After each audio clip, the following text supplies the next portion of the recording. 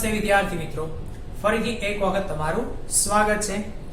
ધોરણ 11 આંકડાશાસ્ત્રના અભ્યાસની સફરમાં તમારી સાથે છે રવિ સર. ચલો વિદ્યાર્થી મિત્રો, છેલ્લે આપણે ચેપ્ટર નંબર 3 મધ્યવર્તી સ્થિતિના માપની અંદર મધ્યસ્થનો અભ્યાસ કરી રહ્યા હતા. એ છેલ્લા લેક્ચરમાં તમે જોયું કે સતત આવતી વિતરણની અંદર મધ્યસ્થ એ પણ મોટા સૂત્રથી મેળવી ગયા, પરંતુ ત્યાં એક વિશેષતા શું હતી?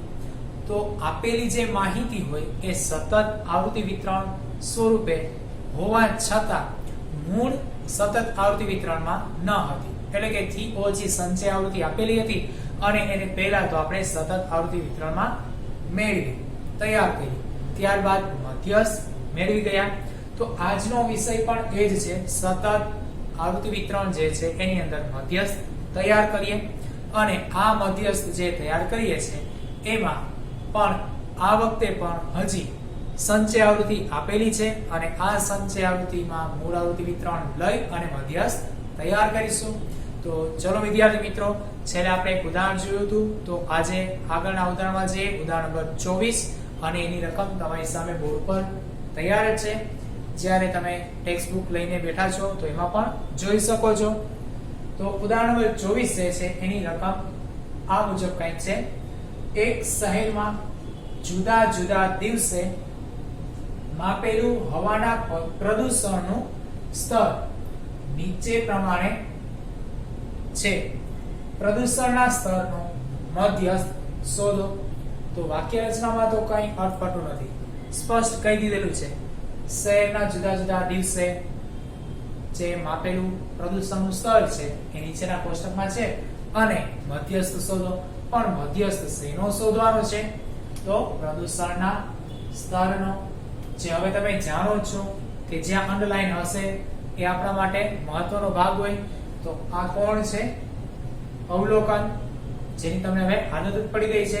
ચલો, તો અહીં અવલોકન x એનો આપણે મધ્યસ્થ બહુલક એ મેળવવાનો થતો હોય છે, જે પૈકી અત્યારે મેળવીએ છીએ મધ્યસ્થ. તો રકમમાં જોઈએ, કોષ્ટક જેમાં પ્રદૂષણનું સ્તર આપવામાં આવેલું છે 250 કે તેથી વધુ. જો અહીં કોઈ વિશિષ્ટ રીતે અવલોકન કે વર્ગ હોય એવું જણાય છે, જેમ કે આગળ 270 કે તેથી વધુ, એ જ રીતે 290 કે તેથી વધુ. હજુ આગળ જઈએ તો છે 310 કે તેથી વધુ, 320 કે તેથી વધુ, 330 કે તેથી વધુ અને 340 કે તેથી વધુ. જ્યારે એની સાથે દિવસોની સંખ્યા આપી છે, એમાં જો 150, 133, 108, 76, 41, 20 અને 7. તો વિદ્યાર્થી મિત્રો, અહીં ખાસ કોઈ એક વિશિષ્ટ રચના સાથે માહિતી છે તો આપણે કહી શકીએ છીએ હા. કારણ શું? નથી અવલોકન, નથી વર્ગ, સાથે આવૃત્તિ હોય તો આ આવૃત્તિ જો ઘટતા ક્રમમાં છે એટલે કે ઉતરતા ક્રમમાં હોય એવું લાગે છે. તો આની પહેલાના ઉદાહરણમાં ચડતા ક્રમમાં હતી, અત્યારે ઉતરતા ક્રમમાં છે. તો અહીં એવું બની શકે કે સંચય આવૃત્તિ હોય. હા, પણ કઈ સંચય આવૃત્તિ? સંચય આવૃત્તિના તો બે પ્રકાર છે, થી ઓછી અને થી વધુ. તો સર, છેલ્લે આપણે થી ઓછીનો અભ્યાસ કરેલો છે, તો હવે બાકી કઈ રહી? થી વધુ. એકદમ સાચું. તો અહીં તમારું તર્ક પણ સાચું છે. તો હવે થી વધુ જ પ્રકારની સંચય આવૃત્તિ નો અભ્યાસ કરીએ. ઉપરાંત રકમ પણ આપણને કહે છે, જો કયો શબ્દ છે 250 કે તેથી વધુ, એનો મતલબ એવો થાય છે કે થી વધુ માહિતી હોય એટલે સંચય આવૃત્તિ છે, તો થી વધુ પ્રકારની સંચય આવૃત્તિ હોય. ચલો વિદ્યાર્થી મિત્રો, તો અહીં આપણે પહેલું કામ શું કરીએ છીએ? મૂળ આવૃત્તિ વિતરણની અંદર જવાનું કામ કરીશું, એટલે કે મૂળ આવૃત્તિ વિતરણ તૈયાર કરીશું. તો અહીં આપણે પહેલા તો બધા અવલોકનો લઈ લઈએ. આપેલા જે છે તે ખરેખર જો આ અવલોકન છે કે અવલોકન સ્વરૂપે છે, વિચાર કરો તો જણાશે શું? 250 કે તેથી વધુ, 270 કે તેથી વધુ. સર, આવો તો કોઈ અવલોકન હોય જ નહીં. તો આ કોણ છે? હા, આ એક વર્ગનો ભાગ છે, જે કોઈ સીમા બિંદુ હોઈ શકે. હા, હોઈ શકે. તો અત્યારે થી વધુ પ્રકારની સંચય આવૃત્તિ છે, તો આપણા માટે આ જે છે પ્રદૂષણનું સ્તર દર્શાવતા આંકડા એ વર્ગની એક સીમા છે અને એ આપણા માટે કોણ હશે? વિચારો. એક નાનકડી ક્લુ આપી દઉં.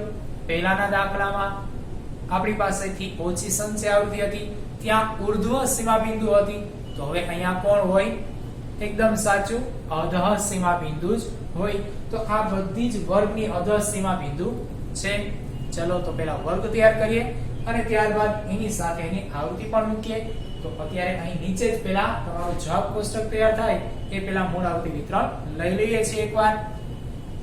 તો મિત્રો પ્રદૂષણનું સ્તર, તો અહીં સ્તર જે છે એનો વર્ગ હું તમને ફક્ત દર્શાવી દઉં પહેલા. તો પ્રદૂષણના સ્તરમાં આપણી પાસે પહેલા તો 250 કે તેથી વધુ એવું કીધેલું છે. ચલો 250 કે તેથી વધુ. તો અહીં 250 થી ઓછું તો જવાનું નથી. 250 થી તો આપણે શું કરીએ છીએ? શરૂઆત કરીએ છીએ, બરોબર કે નહીં? હા. તો ચલો 250 એ આપણો વર્ગ જે છે એનું એક સીમા બિંદુ થઈ ગયું. હમણાં જ મેં કીધું આ કયું સીમા બિંદુ છે? અધર સીમા બિંદુ. તો અહીંયાથી જ શરૂઆત થશે. અધર એટલે નાનું બિંદુ 250. ત્યાંથી આગળ જઈએ, પછીનો આગળ જોઈએ તો હવે જો તો 270 કે તેથી વધુ. એટલે એનો મતલબ શું થાય છે? 270 થી શરૂઆત કરવાની. હા, કેમ કે અધર સીમા બિંદુ છે. ચલો લખીએ 270. એથી આગળ જાવ તો ક્યાં સુધી? 290 સુધી. ચલો 270 થી 290. તો આ રીતે બીજો વર્ગ તૈયાર થઈ ગયો. આગળ એ જ રીતે વધતા રહીએ તો 290 ત્યાંથી 310 સુધી. હવે સર આમ કેમ ખબર પડે? ડાયરેક્ટ તમે 250 થી 270, 270 થી 290 અને 290 થી 310 નો ઉપયોગ કરો છો. તો પહેલા તો અધર સીમા અને ઉર્ધ્વ સીમા બેના માટેનું સૂત્ર છે જે આપણે છેલ્લે પણ જોયું હતું એ પ્રમાણે પણ મેળવી શકીએ. અથવા તો અહીં જો તો જે આપેલી જે સીમા છે અને બંનેની વચ્ચેની જ માહિતી છે તો 250 થી શરૂઆત થાય છે. તો એનો એક વખત ઉપયોગ કરી પછીના પાછળના જે છે સીમા બિંદુઓ એને જોડતા જવાના. એટલે ઓટોમેટિક આપણો વર્ગ તૈયાર થઈ જશે. સાદી ભાષામાં કહું તો 250 કે તેથી વધુ સુધીની માહિતી આપેલી છે. તો 250 થી શરૂ કરું અને 270 સુધી જાવ, બરોબર છે? તો મારો એક વર્ગ તૈયાર થાય છે 250 થી 270. પણ 270 સુધી શું કામ જવું? કે માહિતી ત્યાં સુધીની આપેલી છે એટલા માટે 270 સુધી. એવું જ આગળ વધશે 290, 310. તો ચલો આગળ લખીએ. 310 પછી કોણ? 310 થી 320. ત્યારબાદ 320 થી 330. ત્યારબાદ 330 થી 340. તો જો વિદ્યાર્થી મિત્રો અહીં વર્ગો તૈયાર છે. અહીં જો તો વર્ગાંતર એટલે કે વર્ગ લંબાઈ c કેટલા છે? 20. અહીં 20, અહીં પણ 20. અહીં કેટલા છે?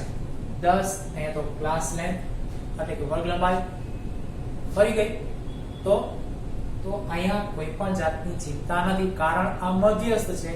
મધ્યસ્થમાં તો જે વર્ગ આવે એ વર્ગની જ વર્ગ લંબાઈ c જે છે એનો ઉપયોગ આપણે સૂત્રમાં કરીશું. તો હવે અહીંયા કદાચ વર્ગ લંબાઈ જુદી હોય તો પણ કે વર્ગ અનિયમિત હોય તો પણ આપણી ગણતરી થશે. આ વસ્તુ એ મધ્યકમાં ન થતી હતી તો એની મર્યાદા હતી એ પદ્ધતિમાં. એ મર્યાદાને કારણે આપણી ગણતરી શક્ય ન હતી. એટલા માટે તો ત્યાં મધ્યસ્થ જે છે એનો ઓપ્શન તરીકે ઉપયોગ થઈ શકે છે, અથવા તો ઓપ્શન જે છે એનો ઉપયોગ લઈ શકીએ છીએ. ચલો હવે આગળ. તો આ જે આપ્યું છે શું છે? એ છે સંચય આવૃત્તિ. એને આપણે શું કરીએ તો કે આવૃત્તિમાં ફેરવીએ. f માં સ્તર સિવાય દિવસોની સંખ્યા આપણી આવૃત્તિ f છે તો પેલા દર્શાવી દો અત્યારે.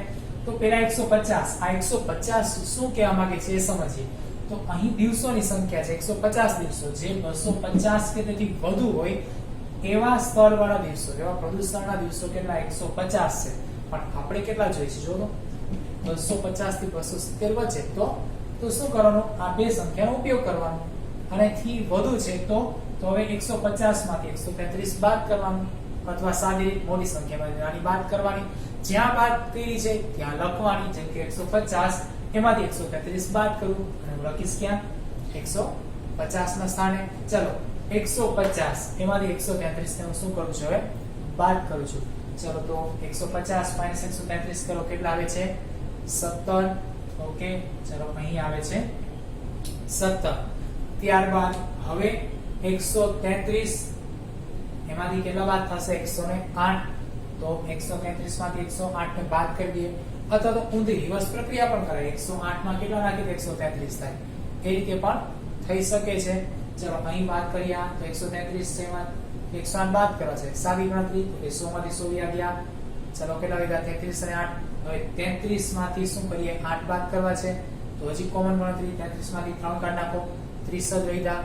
8 માંથી 3 ગયા 5. 30 માંથી કેટલા કાઢીએ 5 કાઢી નાખીએ 25. આ રીતે પણ થઈ શકે છે. અને તમારી પાસે તો કેલ્ક્યુલેટર છે જ, ઉપયોગ કરીને પણ ફટાફટ ગણતરી કરી શકો છો. ચલો હવે 108 છે તો હું ફક્ત 100 લઈ લઉં. બરોબર છે. 100 જે છે એમાંથી 76 બાદ કરી દો. કેટલા વધ્યા 24 વધ્યા. બરોબર છે. હવે 8 વધ્યા એમાં ઉમેરી દઉં તો કેટલા થશે 32.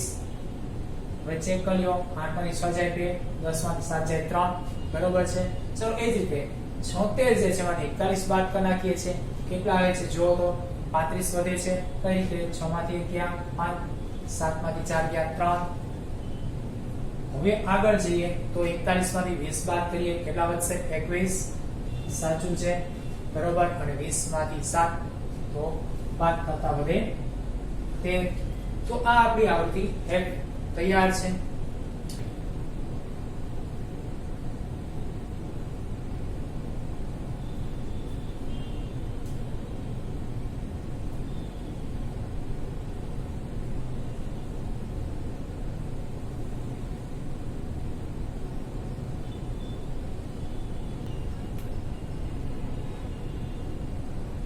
ચલો વિદ્યાર્થી મિત્રો, છેલ્લે તમે હમણાં વર્ગ અને આવૃત્તિ જોઈ. હવે તમે છેલ્લે જોયું હતું કે એક વર્ગ જે છે 330 થી 340 સુધી, ત્યાં સુધી તો આપણે વાત બની ગઈ કે માહિતીમાં 13 આવી ગયા. પણ હવે તમારી સામે પહેલેથી એક કોષ્ટક રજૂ થયેલું છે, તેમાં જ સીધી આપણે વાત આગળ લઈ જઈએ. તો 340 કે તેથી વધુ હતા એનું શું કરવું આપણે આગળ?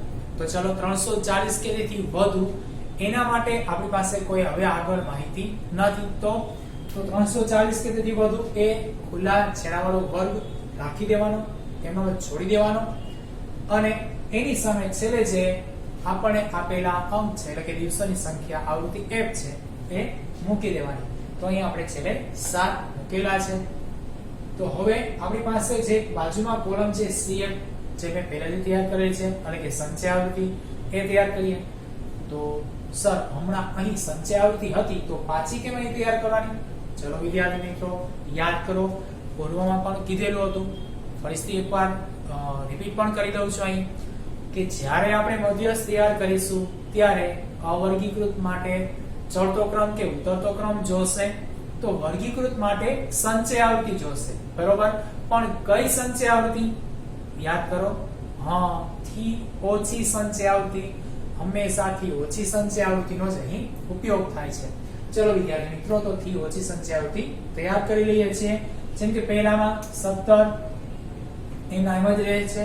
જે તમે જાણો છો તો આગળ ગણતરી કરતા જઈએ છીએ. 25 પ્લસ કેટલા કરીએ 17 કરીએ તો અહીં 25 છે એમાં 7 એટલે કેટલા થશે 32 10 42. ચલો 42 ને 30 72 ને 2 74. ચલો 74 છે તો 70 30 100 ને 4 104 પ્લસ 5 109. પછી 109 પ્લસ 21 કરી નાખો 130. પછી એમાં 13 ઉમેરી દઈએ તો 143 અને પ્લસ 7 કરો 150. છેલ્લે જો તો થી વધુ સંચય આવૃત્તિમાં પહેલો વર્ગ કેટલા હતા 125 CF સાથે. તો અહીં 150 એ તમારા પહેલા વર્ગના CF હતા કેમ કે થી વધુ પ્રકારની સંચય આવૃત્તિ છે. ચલો તો અહીં સરવાળો પહેલા મળતો તો એ જ વસ્તુ મળી ગઈ છે. તેથી આપણી અહીં CF થી ઓછી જે છે એ પણ સાચી. તો હવે ગણતરી કરીએ. ચલો વિદ્યાર્થી મિત્રો, અહીં અમુક ગણતરીના ઘટકો તમે જાણો છો એ લેતા જઈએ. જેમ કે પહેલા કોણ છે n કેટલા આવ્યા 150. તેથી n ભાગ્યા 2 પહેલા મેળવી લઈએ. 150 ભાગ્યા 2 કરો કેટલા થશે 75. બરોબર છે. ગણતરી માટે કેલ્ક્યુલેટર છે, સાથે કરતા પણ જાવ છો તમે. તો હવે 75 નું શું કરવાનું? ચલો યાદ કરો. હા સર, CF માં જ્યાં સમાવિષ્ટ હોય એ CF લેવાની, એની સામેની આવૃત્તિ અને એના વર્ગનું મધ્યબિંદુ લેવાનું. તો ચલો લઈએ છીએ. ચલો 74 માં 75 આવે ન આવે? કોણ આવશે 109.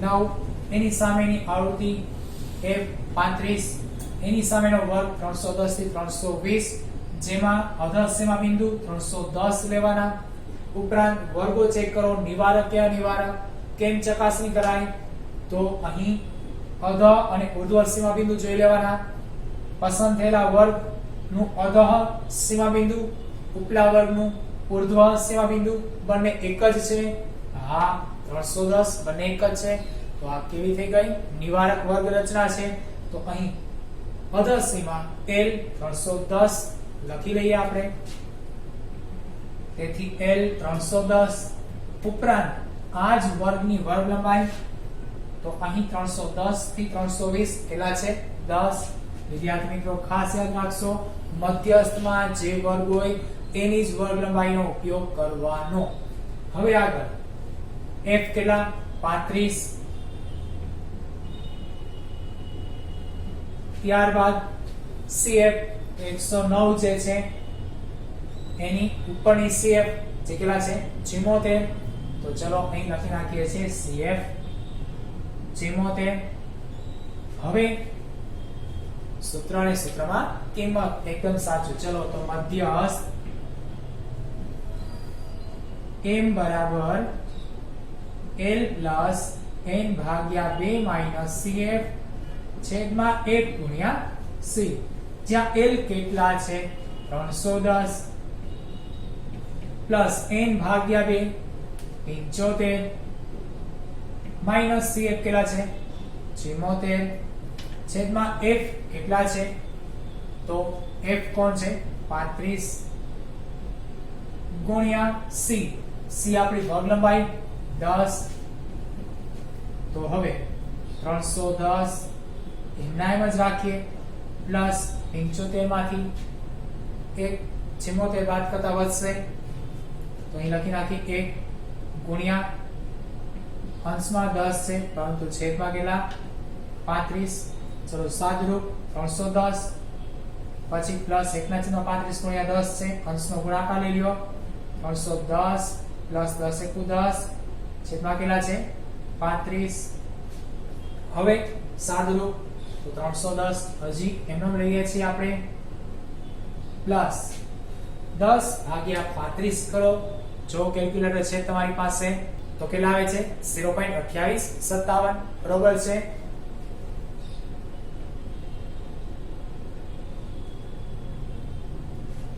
કઈ રીતે મળશે ચેક કરીએ તો 10 ને 35 વડે પહેલા તો ભાગી શકાતા નથી તો દશાંશ ચિહ્ન મૂકવું જ પડશે અને 10 ની પાછળ એક 0 લગાવી દો કેટલા બની ગયા 100 તો 35 નું 70 થશે 100 માંથી 5 થશે 30 વધ્યા વળી ફરીથી એની જ રચના થશે 0 લગાવવા પડશે 300 થશે તો આગળ 8 વડે ભાગ ચાલશે એ રીતે 5 વડે નહીં 7 વડે ચાલે છે તો અહીં 0.2857 પ્લસ 310 કરી નાખીએ છીએ તો કેટલા આવે છે 310.2857 તો હવે શું કરીએ દશાંશ ચિહ્ન પછી 4 સ્થળ સુધીના અંક છે તો આપણે 2 સ્થળ સુધી લઈ જઈએ છીએ તેથી રાઉન્ડ ફિગર કરીએ તો અહીં 310 પોઈન્ટ પછી કેટલા થઈ જશે 29 કારણ કે ત્રીજા સ્થાન પર 5 છે એને દૂર કરી અને આગળ એક ઉમેરી શકીએ છીએ તો 310.29